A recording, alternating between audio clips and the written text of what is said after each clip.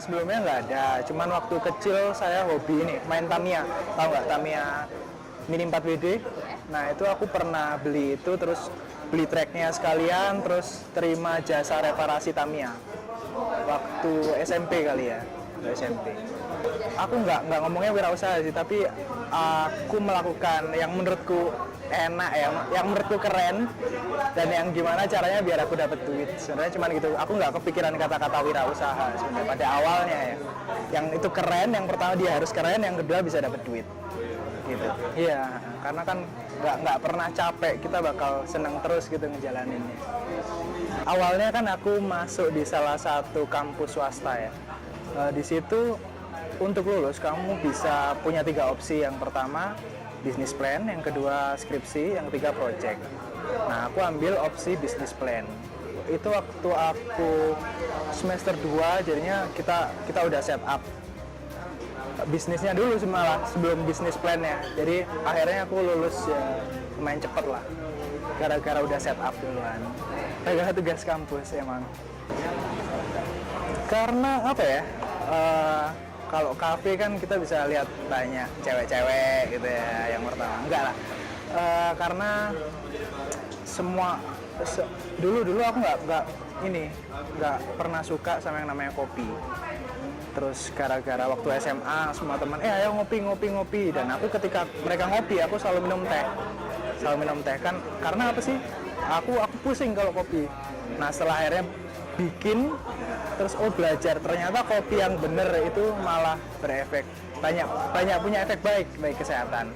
Kalau kita bener-bener akhirnya kita dalemin ya, akhirnya sampai sekarang 4 tahun gitu ceritanya. Sebenarnya waktu itu gara-gara Google Translate ya, pertama bingung mau kasih nama apa, kasih nama yang keren apa ya.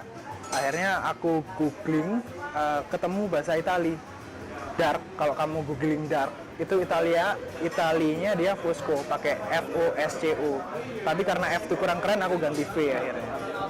Sesimpel itu kan, karena kita kalau minum kopi kan pasti related dengan warna-warna gelap kan, kopi hitam, coklat gitu ceritanya. Akhirnya ya kira-kira itu oke lah menurutku.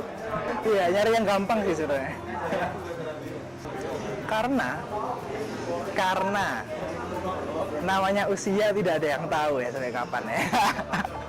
Gitu, enggak, at least kalau seandainya nanti kita udah nggak keterima kerja di mana-mana, kita masih punya tempat untuk cari makan lah. Kalau menurutku sih kayak gitu.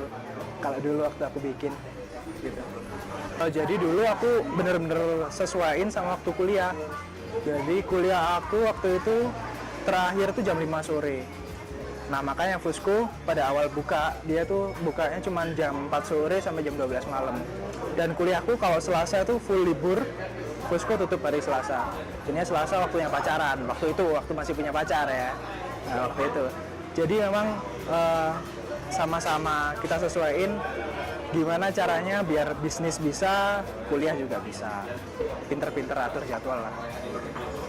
Aku sih waktu itu karena aku tidak pandai untuk membuat proposal ya, akhirnya aku pinjem duit di orang tua sih, beberapa, terus aku jalan. Nah untuk perkembangan aku sampai sekarang kerjasama dengan beberapa bank. Untuk mastiinnya kita harus mengestimasi bisnis kita ini pasti rugi. Yang pertama kan, kalau bisnis kita pasti rugi kan, kamu pasti nggak bikin bisnis kan. Tapi kalau kamu melakukannya itu sesuai dengan hal yang kamu senangi dan kamu ekspektasi pasti rugi ya, sehingga untung dikit aja itu udah bikin kamu happy gitu loh. Jadi apalagi kalau untung gede kan, kamu semakin semangat gitu. Kamu estimasikan rugi semua, kamu do it just for fun, terus kamu nikmati untung dikit-dikitnya, kamu tabung, lama-lama pasti besar kok. Karena semua bisnis pasti rugi dulu gitu, pasti 100%. Sifat apa ya, sabar kali ya, ulet. Kalau gede ular, kalau kecil ulet. Kerja ikut orang, maksudnya kamu ngelamar kerja, semua job fair itu pasti akan penuh, dan pasti kamu bayangkan tidak ada tempat buat kamu, sehingga kamu kalau mau cari makan, satu-satunya cara bisnis sendiri. bayangkan saja kamu tidak diterima semua pekerjaan, kamu harus survive ya bisnis sendiri.